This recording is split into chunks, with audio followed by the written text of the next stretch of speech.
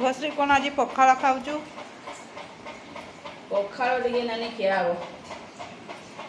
गरम पखाड़ गरम भात आनिकी तो खाली पानी पूरा हला आउ कौन शाग ना कौन सी कोसला शाग तरकारी पोटल ना ना कुंदूरी पोटल आलू भजा बढ़िया टेस्टी आ पियाज